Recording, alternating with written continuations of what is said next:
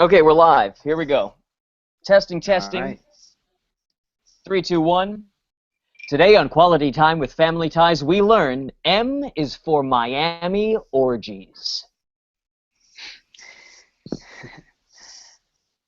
Hey everyone, welcome to Quality Time with Family Ties. I'm one of your hosts, Scott Jones. Joining me as always, Mr. Paul Packler. Paul, how are you? I'm great. I am great. I am great. Yeah, that's 3 greats. That's 3 greats. That's awesome. Any reason for the 3 greats? No, I just feel like if I keep saying it out loud, I'll start to feel it. If you believe it, you'll feel it. Right. And I think, Corey, you should be doing pretty good right now. I'm okay. I'm okay. I'm okay. Aww. This wouldn't happen to be in relation to the Mets right now, would it? Yes, it would be in relation to the Mets. Okay. I know this is going to play when it's all over, and yet it's tonight. Mhm. It's 3-1 Kansas City, and to think that Justin Liebergren could get something over on me upsets me greatly. Oh, is he from Kansas I City? hear you. Yes, he is, and posts a lot about the Royals. That son of a bitch. Mm-hmm. That son of a bitch. Mm-hmm. Well, our fingers are crossed for you, Corey. Thank you. How about that Billy Joel singing the national anthem, huh? Yeah, that was Piano Man. That's exciting. And by the way, the other night, the press was acting like it was incredulous that 55,000 people knew the words to Piano Man. Well, first of all, they're playing the words on the scoreboard in center field. And second of all, it's not like Piano Man is the B-side of an album. No! It's pretty much. Do I want to hold your hand? Well, Yeah. yes, it's a song. If you've been drunk at a karaoke night, you've heard Piano Man. Yeah, and I have been drunk at karaoke. I dare I'm you sorry. not to sing at least a little bit of Piano Man when it comes on. You Yeah. can't help Oh, it. It's like a muscle reaction. Mm-hmm. You know? That's how catchy that song is. Yeah. You know what's amazing about Piano Man is that Billy Joel was playing the piano, and then he had the harmonica rack that you would think of Bob Dylan having. Has there ever been another person playing an instrument besides a guitar and having a harmonica rack? It's pretty interesting. I think I saw it just recently in a comedy piece where somebody was doing something like that. Now, I have seen somebody play Stevie Wonder plays keyboard and harmonica simultaneously. Oh, that's true. That's Okay. true. Yeah. But I saw somebody in a comedy piece, and I can't remember. It was something that was so ridiculous, like playing the upright bass and the harmonica. It was something that was totally ridiculous. That it was pretty funny to see somebody doing the harmonica with. It may have been like or something like that. I don't know why can't think what it was, but there was something like that. What's funny cool. about that is he has a whole backing band, and there's not one person that could do the harmonica part for him on that, so he could just play piano. No. Yeah. All right. Well, let's jump into it, guys. If you're playing along at home, we are on Season 2, Episode 13. M is for the main things. So we're talking. Yeah. So it's the title's in reference to an old song called Mother. Like M-O-T-H-E-R. It's like spelled out. I was just listening to it before we started recording. It's a terrible song. It's a horrible song. It's an obnoxious song. Yeah. They don't even play it on Mother's Day. It's that bad. Like, you think that would be, your bread and butter. At least have one day of the year where people are going to play this song. No, it's that bad. No. It came out in like the teens, like it's like 100 years old, this song, and it's like a B-side of a George M. Cohan song where it's like, he's got Your Grand Old Flag, he's got Yankee Doodle Dandy, and then he's got something like this where it's just a pile of dog shit. Now, did either of you guys know that? Now, my mom grew up, in Brooklyn, and they had like carts, like ice cream carts that went around the streets and sold sheet music. Isn't that crazy? That in the 30s, in the late 20s and early 30s, there were cars or carts that went along the streets ringing bells, and kids would go up and buy sheet music like ice cream from a cart. And this is a song that when I was a very small boy, and one can imagine this knowing my narcissistic mother, she taught me the words and sing this to her. That is hilarious. Yep, Wow. this was something That she is hilarious. learned from one of those carts. She had a huge, and by the way, it's only the second time in my mother's life that she threw away something that's unbelievably valuable. All of the sheet music she gathered as a child went into the garbage about 30 years before she threw out all my fucking baseball cards. Oh no! Oh, shit. Oh. You're one of those guys. Yep. You're one of those guys. Yep, we got a phone call while I was in college. We're moving to California, Corey, and we just cleaned out the basement. We threw out all your baseball cards. I hope you're okay with that. And then she had the fucking gonads to say, do you want to come out here next weekend and see if there's anything else you want to keep? No, you fucking threw everything out I want to keep. Oh, shit. Man, it is Oh, it is a rough day. I just It hope is- I hope for Susanna and Logan's sake that the Mets win tonight. Me too. I do too. Could be a beating in this house. You hear that,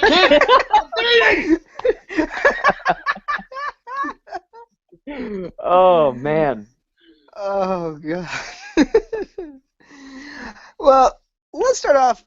This episode opens up in a kind of a really odd way. We're introduced to our B storyline, maybe one of the most strangest, oddest B storylines we've come across. It starts in the kitchen. Credit for putting it in there. I do. I give him credit. It's an attempt. I just want to go through the logic of this B storyline. All right. Go for it, So yeah. Alex comes in saying he's going to be independently wealthy at 18 by selling class of 84 souvenirs. That's a starting point. Yeah.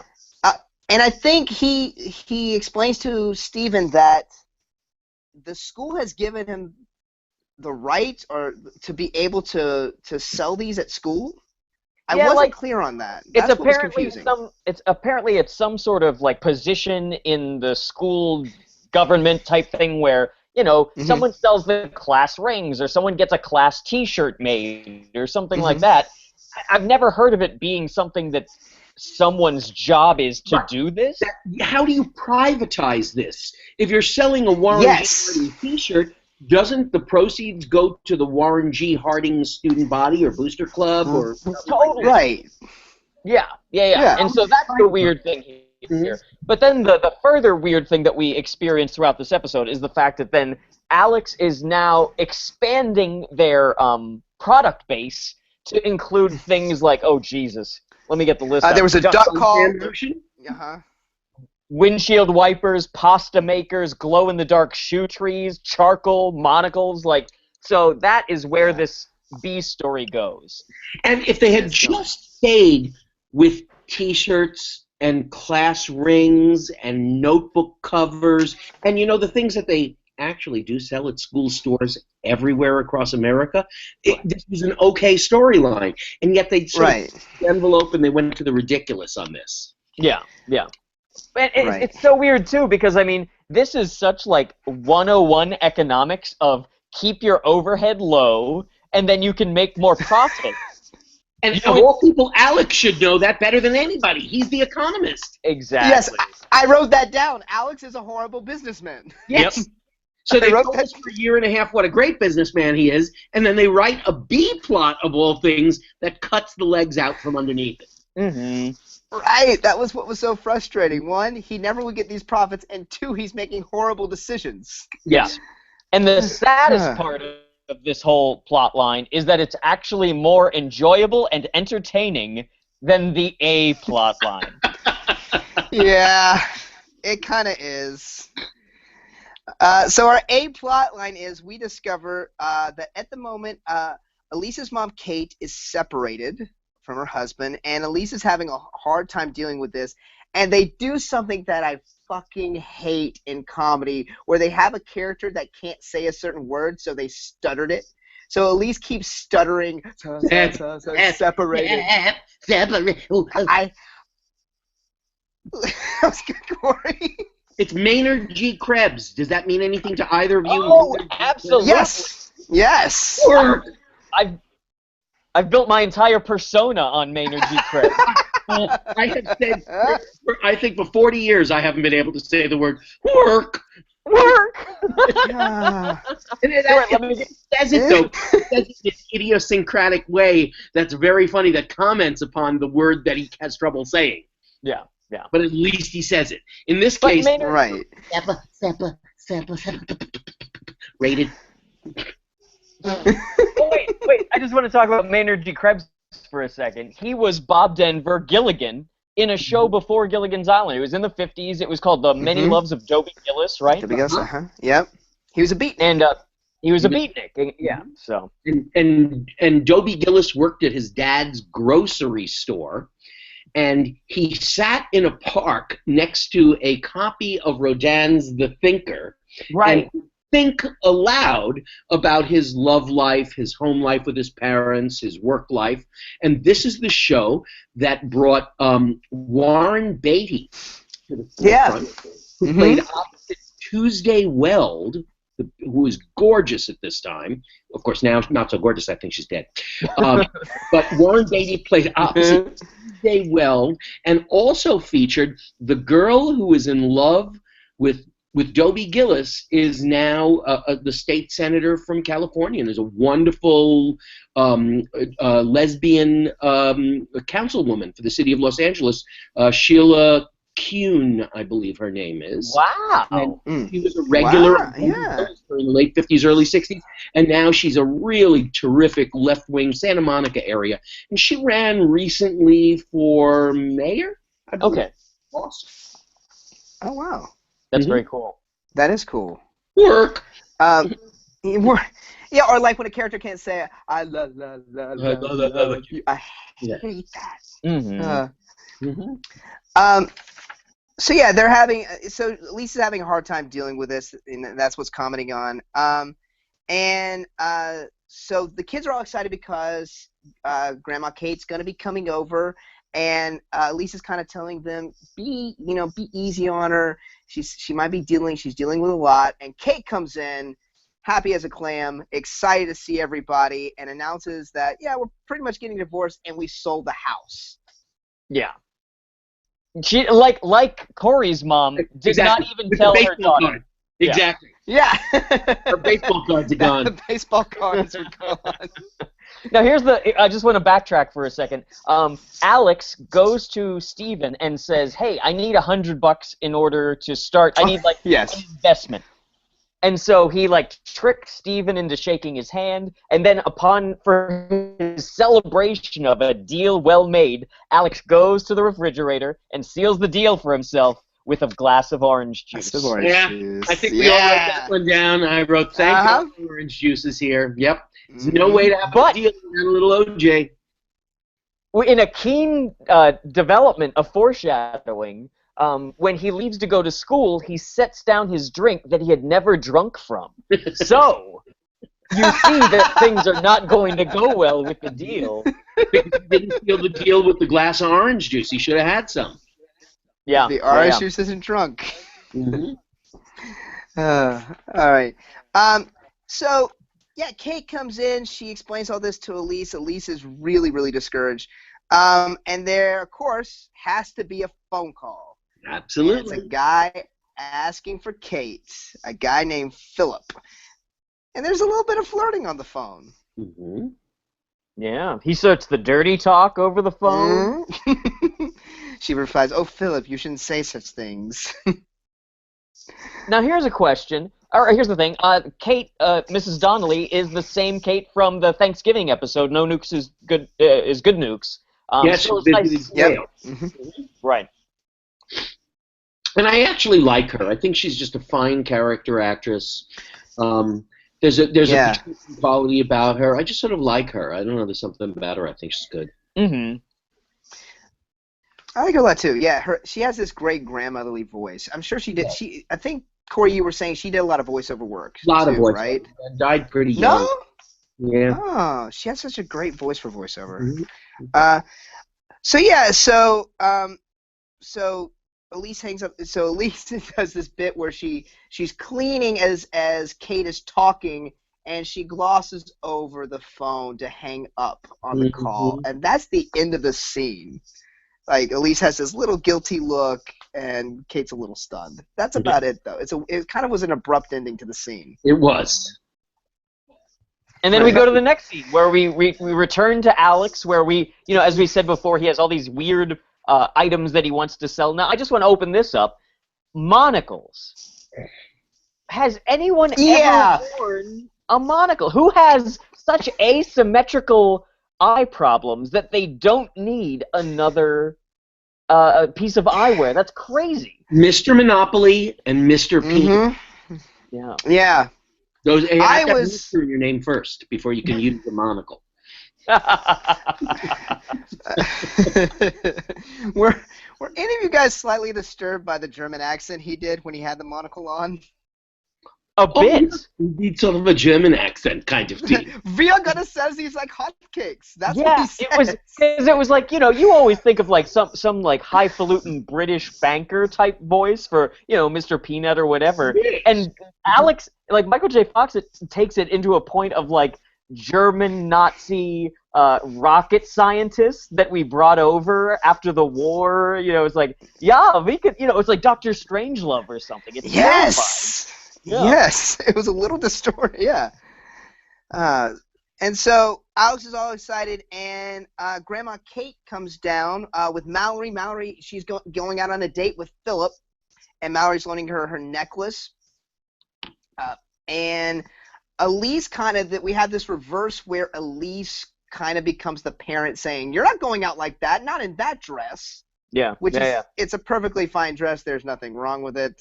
You know what? You revealing at all. don't need a monocle to see that joke coming from a. And then they played that joke pretty much the rest of the show. Yeah. Yes. One joke became the dramatic structure of the second act. Yeah, exactly. Here's Elise being the mom. So, yeah, Mrs. Donnelly or Nay Donnelly looks nice and everything, and then Philip comes in, and this guy is charming as hell. He's terrific. Yes, I wrote that too. He's a wonderful He character is smooth. who, for years, did some grocery chains commercials. He was like the spokesperson.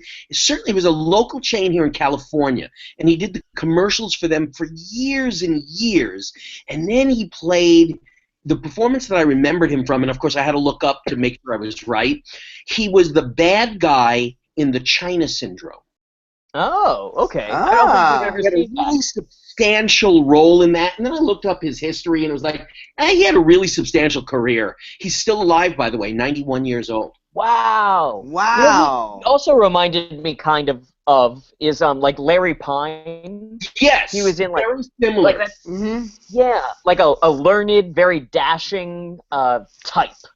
Always And with Yeah. an older type. roles, it was always a upper class, very educated, well-spoken, could be charming or could be charming as deceptive for creepy.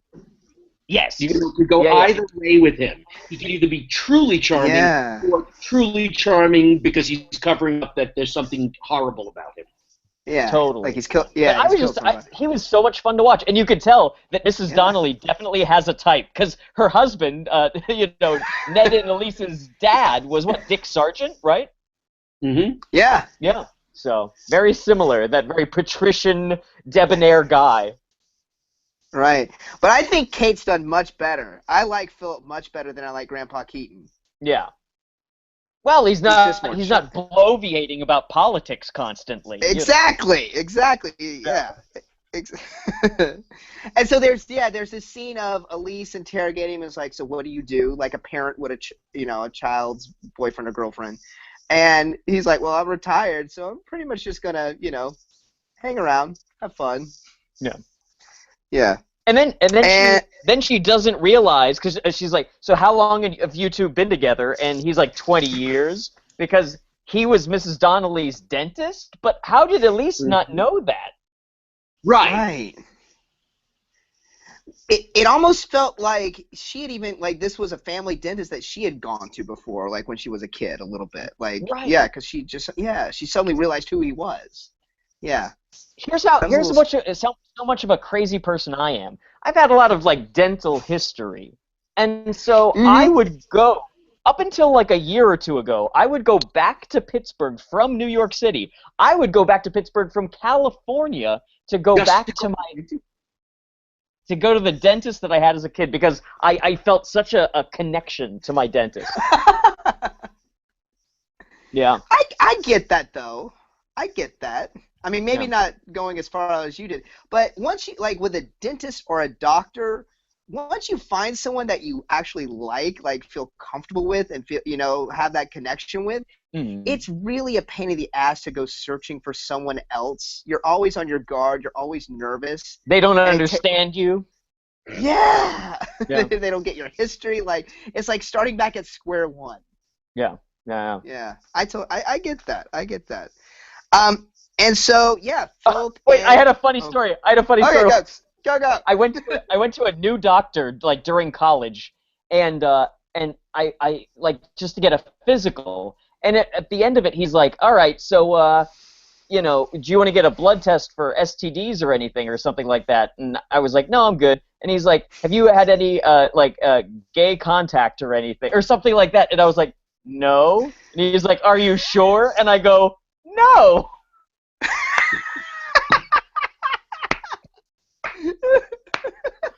It was the funniest thing ever. So you should your doctor, you should build a relationship. Yeah. See if he gets you. He was sort of playing a bad hunch there. Yeah. He's like, yeah. Did he know you were in theater? Yeah, exactly. That's why I think It's just that assumption. Because I get it. Sure. I can see the looking up and down. You understand almost immediately that you are not gay. You are a Japanese lesbian. Exactly. Oh. Anyway. So we got to later that night, and Elise and Steve have been up all night playing gin because Elise is so worked up and so nervous about her mother going out on the date. She's not even focusing on the game of gin. Steven's suggesting, hey, let's just go upstairs, get some rest. She'll be back when she gets back. Well, he was suggesting more than rest, if I remember correctly. He was suggesting what? I'm sorry. He was suggesting more than rest.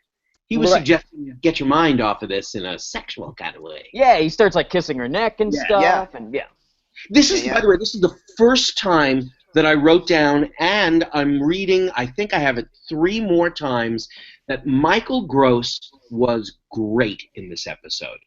His comedy was great in this episode. There were moments... I didn't even notice.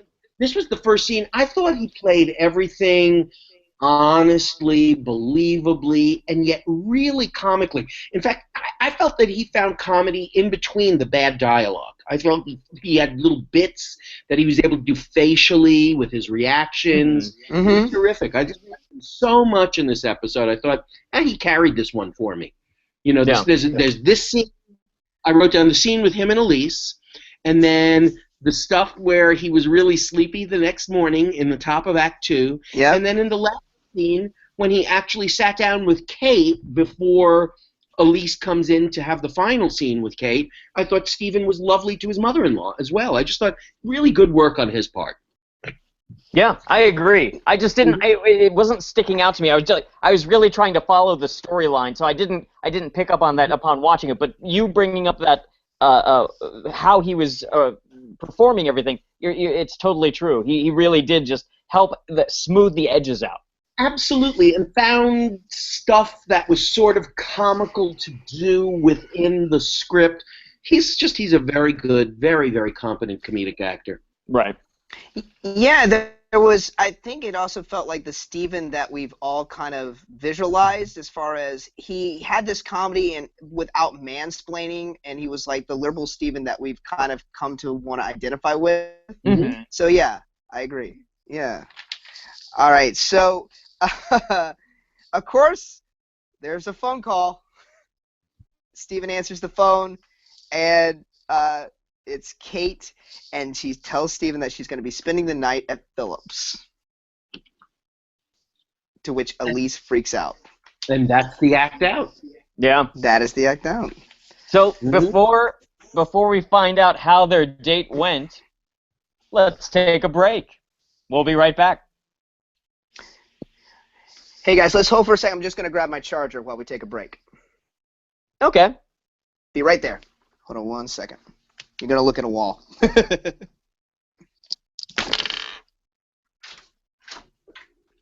So anyway.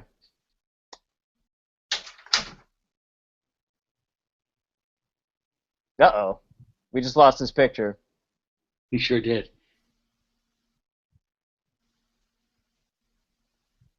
Oh, those Republicans. I'm just reading about them Republicans. What happened? What would they do?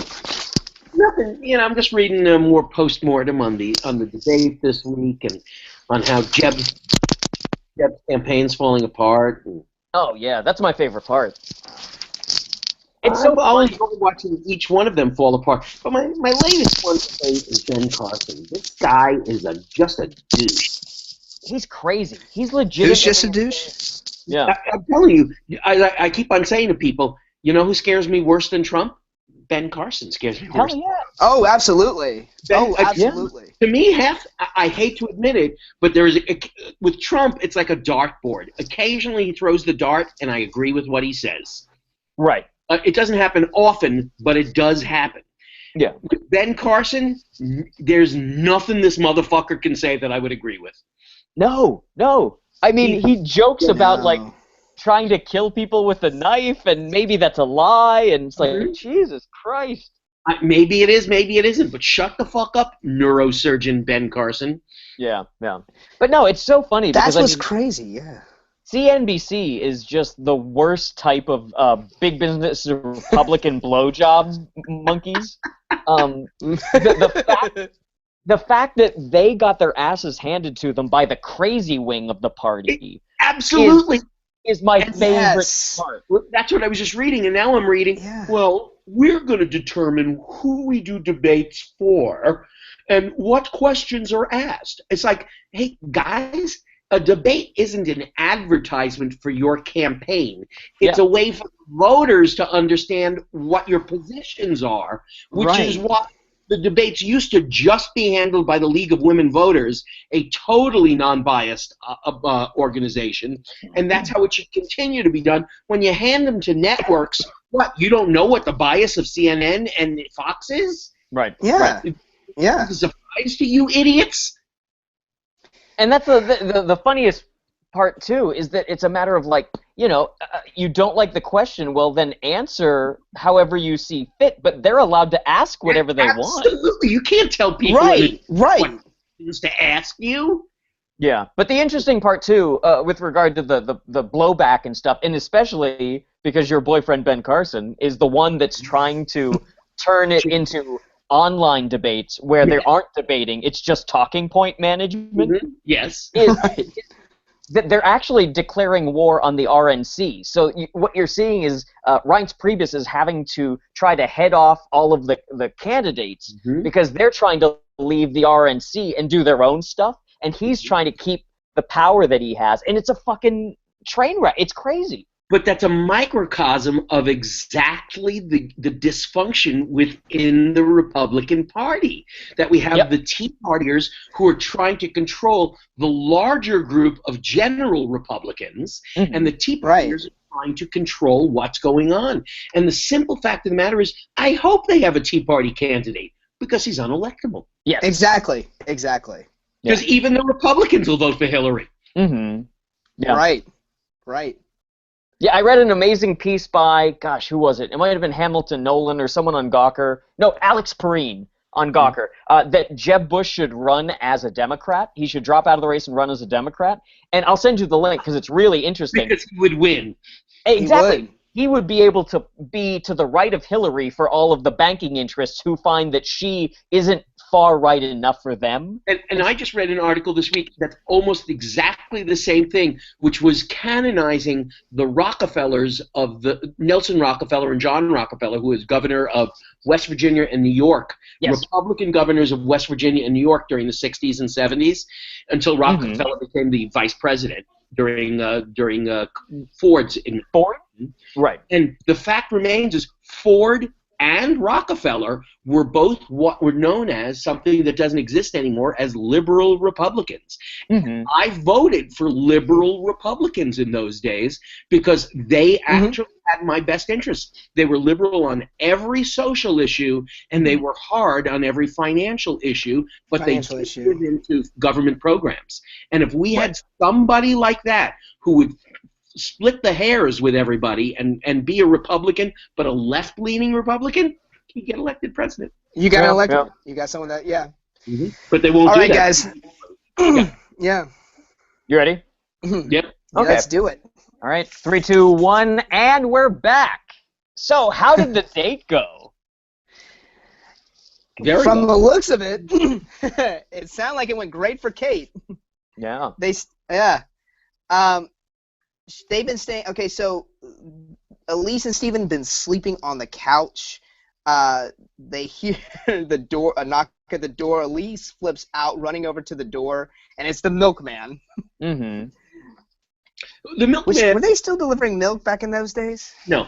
But Was that a thing? No. It was glass containers. They never gave you cartons of milk when they brought you. Right. Especially the empty cartons that we find out in a minute when Elise drops them and they make an empty sound. Yeah. You know what? They totally missed a good joke, though. He should have rung twice. No, I'm sorry, that's the postman. I was like, the milkman rings once. Yeah. If Kate were, if he was like, "Where's Kate?" You know, that he had been sleeping with her as well, just running all over the place. But we find out from the milkman that his route is Olbeck's, Eaton's, Handelman's. Handelman. A cul-de-sac, because that's all that lives in Dayton, are the Olbecks, the Keatons, and the Handelmans. It's a very interesting neighborhood, and we're slowly beginning to piece together the geography of the cul-de-sac. So we'll be able to draw it soon. Yeah. We'll be able to do a topographical map that, like Alex was doing with the sardines on the thing. Yeah, I heard him say that. I was like, oh, I can kind of picture this neighborhood a little bit more now, because now I know the order. But finally, okay, so a milkman leaves, and then is quickly followed by Kate entering, and Elise is flipping out. Can't believe that she stayed out all night. Again, it's the whole bit of she's the mom, Kate's the teenage daughter. And I don't know. There's something about Meredith Baxter Birney, when she has something that unravels her, it's funny, but then it goes on for too long, it seems. Yeah. It's just completely unrealistic. This whole dynamic, this whole plot, her character motivation, for me, is completely unfounded. I don't believe that a near 40-year-old would act this way upon A, finding out that their parents are getting divorced, and B, that she's starting to date and have sex. I just don't see. I would not act that way. I don't know if you two would act that way, but it just seems completely unreal to me. It does. It seems unreal. And especially, first of all, my first thing that I would say is, were you really, Elise, were you totally unaware that your parents were having difficulties? And the second question is, and even if you were totally unaware that your parents were having difficulties, Kate says to her later on, people grow apart. And that is a very true, very simple statement, that if you don't work at a marriage, it does fall apart. And a lot of people don't have the courage to leave a 40-year marriage to find happiness in their lives when they're truly not happy. And I respect people who do, especially after the children are out of the house and the children are no longer affected by it. Yeah. And that was in this very middling and mediocre episode, that series of dialogue, or just the stuff that Kate was saying, the stuff that you're talking about, Corey, was so great, and it was so well acted, and it it caught the emotion of it just dead to rights. It was just like you're watching. It was simply presented with very few words. There wasn't a huge debate on it, but I thought that they presented it in a really clever, smart, forthright way. Yeah. Yeah, I especially like the part at the end where she's saying, you know, I've always been somebody else's. I've been your mother, his wife, and I've never just been me. And that's the key to what you're saying, Corey, is that's the growing apart. I'm discovering some stuff about myself, and people change, and that's the work of a marriage, is kind of making sure you're on the same page with everybody. I'm so glad they didn't demonize the father in some way, and especially in an episode where he wasn't going to appear. Right. And make seem as though he had cheated or that there was the infidelity involved in any way, because it's not always infidelity. Sometimes it's about how somebody feels about themselves. And in this case, Kate just wasn't feeling good about herself, and these things do happen. She's young enough and vibrant enough that I don't think it's silly for her to leave at this point. No, she has 20 good years left. Go and have them with some man who loves you and adores you.